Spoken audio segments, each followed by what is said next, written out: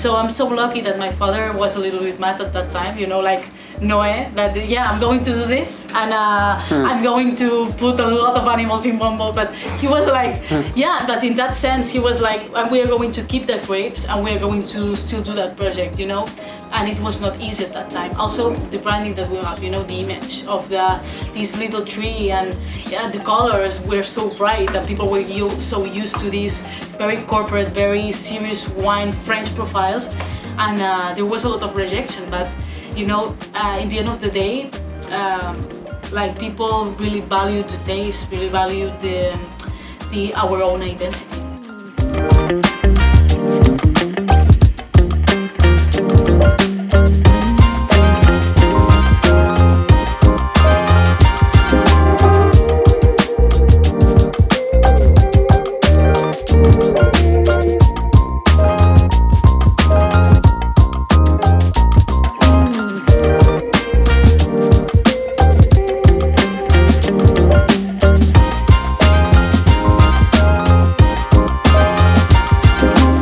Project nowadays, it's like me and my father. I started taking it over 2-3 months ago because I graduated from university.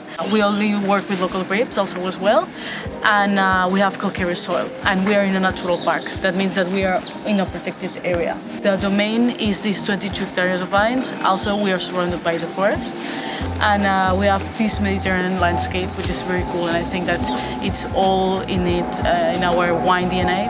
And yeah, actually, we make 26 different kinds of wines. And we do a lot of sparkling wines, we love bubbles. We only do like biodynamic agriculture and of course natural wine. We don't add any sulfites, of course. Here we are surrounded by more vines. All is calcareous soil, and we have Malvasia de Sitges, we have Sumoll, we have Xarel·lo, and we got a little bit of Syrah, but a lot of the vines are pretty old. We like to work with these old vines, and each wine is one parcel. So that's pretty interesting, and that's our main goal, like to make one wine with one variety. We are called Land of the Lentiscus. We have a lentiscus that has 1,000 years old, which is pretty cool, and it's a local bush that we have here. Now it's a tree, has 1,000 years old, and that's why we're called like that. And the logo, it's a leaf that I painted when I was like 5 years old. So I'm going to show you now the lentiscus. I will show you also the beehives that we have. We have some beehives that we use our own honey, rosemary honey, for our second fermentations for some of our wines. And I will show you a little bit la bodega, like the old part of the bodega, and also the new part. It's like our kitchen. It's where we spend most time of our day at our work. And okay, so let's go. Here we have the maceration machine. So we don't normally do a lot of skin contact wines, but the last one that we made, it's a night potion, and it was here for 13 days, which is kind of cool. It's like kind of a soft orange wine, and that's pretty interesting. Also here we have the press, and now we have all the reception of the wine. When it's the harvest, we get the grapes here, and it goes to La Tolva, and then it goes inside La Bodega. So it all works by gravity, and it's very kind of functional. We have all the roasteries because it lets us know if there's like any kind of illness, oidium or maybe like a fungal illness. It helps us that, and that's why we keep all the roses and stuff, just to know from pretty early ages. There you can see the lentiscus. This is the tree. And it's pretty interesting because in the past, in Roman times, it was used to clean the amphora because it lowers the pH and also to brush your teeth. So it's kind of interesting plant. It has a lot of uses. And also in the old Catalan cuisine, I was for some time in Paris, living in Paris, and I met a chef that she had like an old book of typical Catalan cuisine, and we found a recipe with lentiscus, Pistacia lentiscus in Latin, which is very interesting.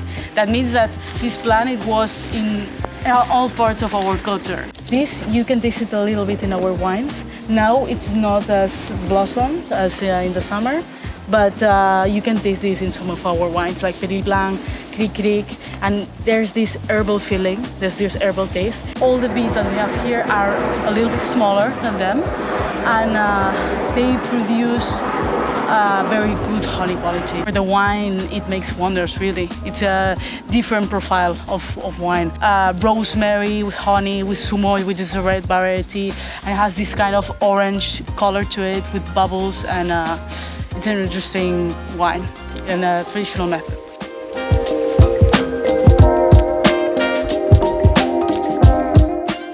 In the end of the day, it's taking care of what you have grown, and taking care of what you grow is so important. So having a healthy earth, having good treatments, you know, with biodynamics is very important. For example, we have the lunar calendar, which is very interesting. Calendari lunar in Catalan. And also we have calendari del pagès in Catalan, which is the calendar of the farmer. And there's a cool thing that most days that you have to do like a land work, it's the same day of a festivity, of a holiday, local holiday that's not here because of the saints, like the Santos. And it's all connected. And it's very weird, but it's all connected. Also, I'm an only child, and in the beginning I was not sure if I was going to make wine or not. I think for your father it would be very... No, I mean, it was like, if you want to make it, make it. Because it's, in the end of the day, it's my project, and you have to do whatever makes you happy. And so the thing is that I started making my own wine when I was like 16. 2016, I started my own pen nut. I made 3 pen nuts, Muscat, Parellada, and Cartoixa Vermell. These varieties for me were very important, like Muscat.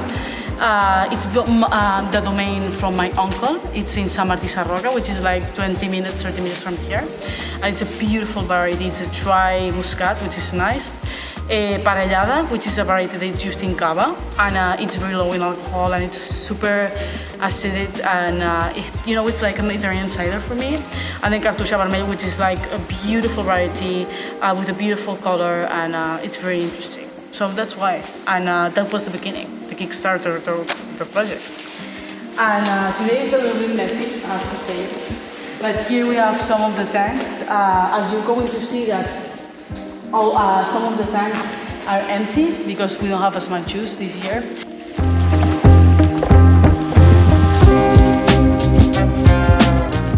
We have this thing in mind that skin contact means heavy, and we want to make it like a skin contact that's light, because in the end of the day you want to drink skin contact, but if you always are drinking orange wines, which is nice, but it's super heavy, and we want this easy orange. That's the key here. And this is going to be our future Petit Noir.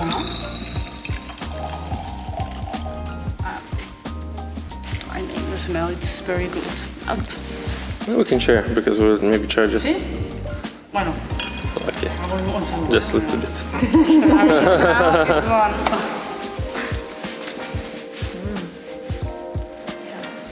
Wow. Fresh. Listen, very nice. Some of them, maybe there's a little bit of sugar still, but it's very interesting.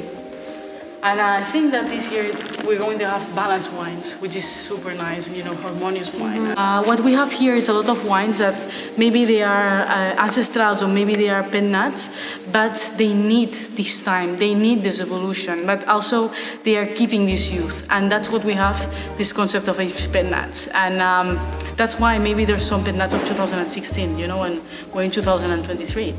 And that's key, having this space just to keep the wines and see how they evolve, rather than just selling the wine from the same vintage. I think that the time here, it's key, and patience too. Then you have a wine that it has this nutty profile. It's natural, but still with evolution, and it's balanced and it's precise, and that's our main goal here.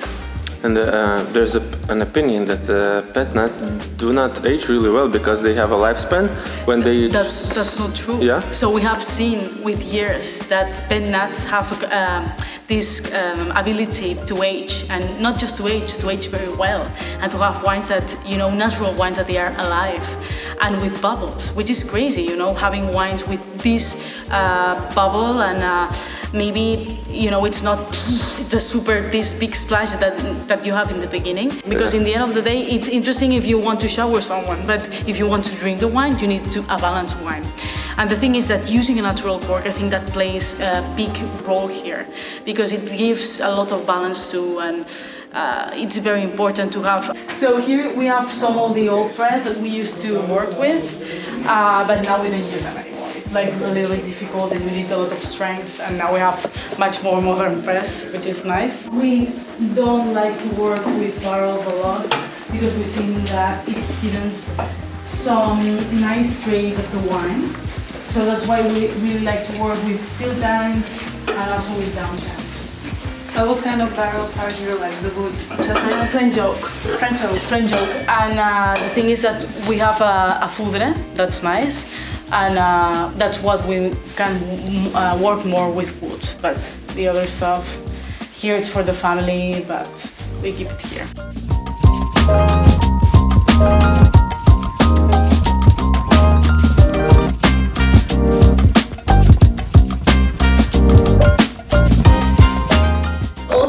All the paintings or by my great-grandfather or me, so it's nice. And also in each cork we have one heart, because there's one guy, Matsumoto, that he wrote a book about, you know, the power of words or image to the wine, and that's why we thought that maybe, you know, giving love to the wine, giving like, you know, like a little heart, which is the same as this one. It's like giving good energy to the wine, and in the end, we think that it's going to taste better. And this is pretty cool. It's crunchy. It's a little bit more of a rock and roll, I would say, penna, but still, you know, pretty classic in the style and, you know, traditionally it's made. This is what? This is 2017. I think so. 2017. I really like also the label. It's like the 20s, very catchy. And also, you know, it's wrong spelled because at that time, you know, Spain in the English level was super bad. So that's why gentleman. Gentleman? Exactly. It's like super hard, and gentleman. It's like so señor. I would drink this with 1 quarter of pizza. You know, like a nice spicy pizza.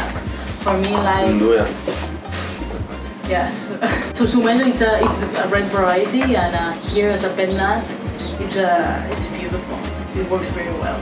The heritage, it's in the vines. So if we were ripping off that, so I'm so lucky that my father was a little bit mad at that time, you know, like Noé, that I'm going to do this, and I'm going to put a lot of animals in one bowl, but he was like, but in that sense, he was like, and we are going to keep that grapes, and we are going to still do that project, you know. And it was not easy at that time. Also, the branding that we have, you know, the image of this little tree, and the colors were so bright, and people were so used to these very corporate, very serious wine French profiles, and there was a lot of rejection. But you know, in the end of the day, like people really valued the taste, really valued our own identity, and that's so nice because there's a lot of effort in one bottle.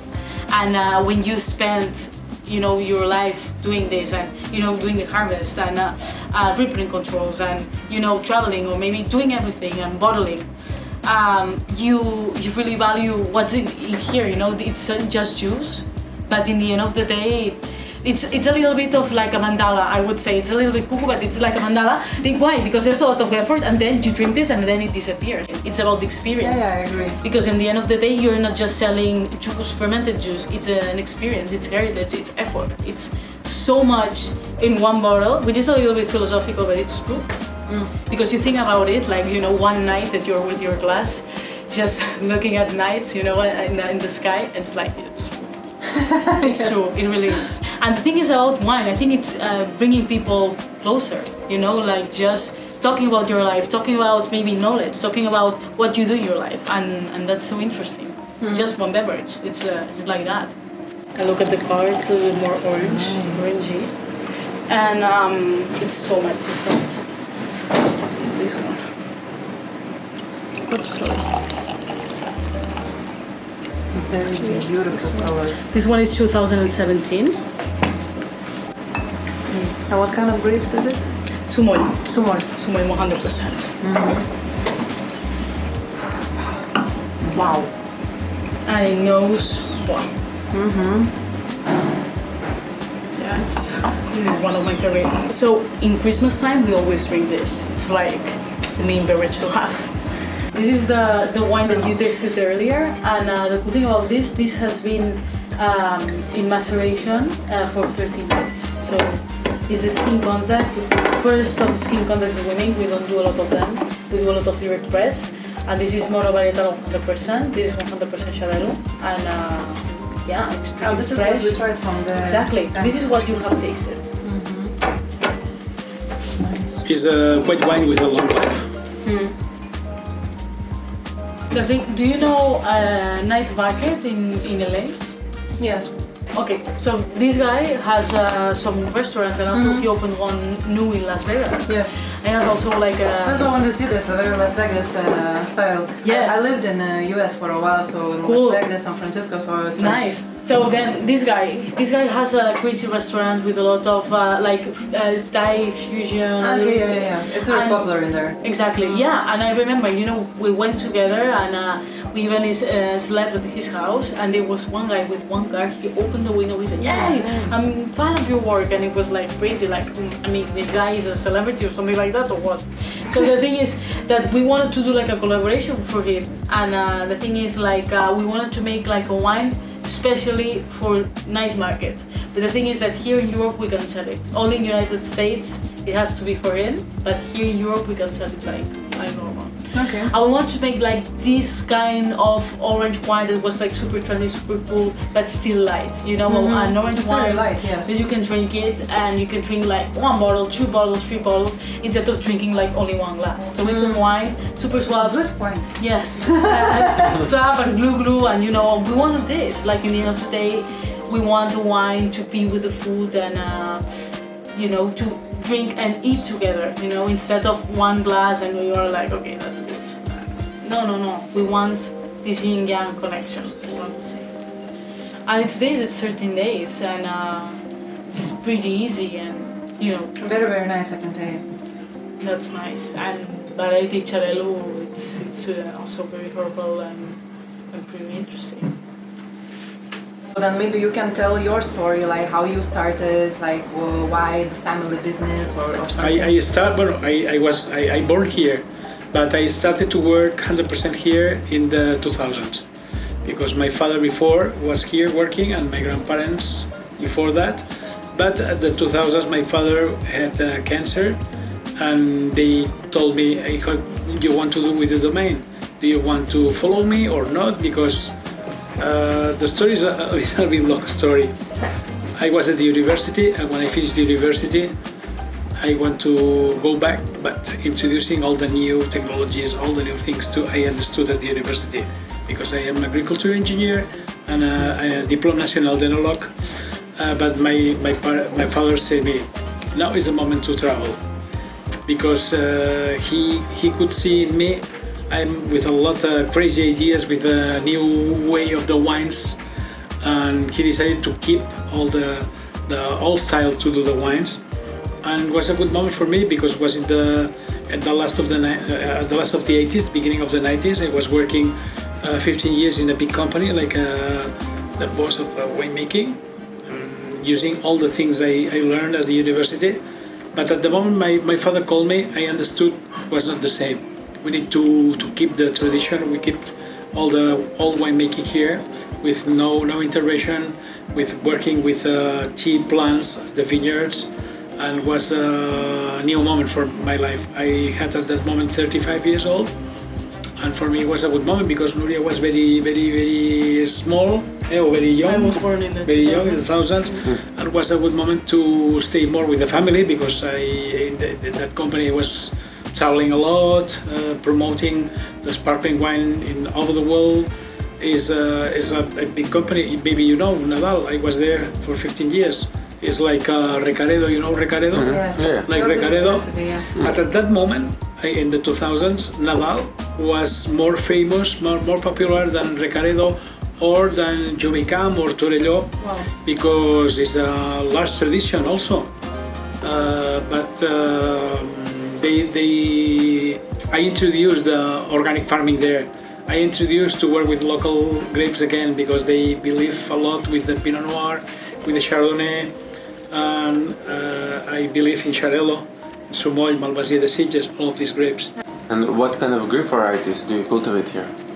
Yes, we work with Tempranillo, with Cariñena, Sumoy, in reds. We have a little bit of Petit Syrah because it's like a little homage to the family.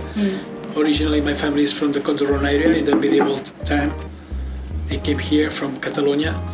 Our story, the main story changed a little bit after the Spanish Civil War in 1939.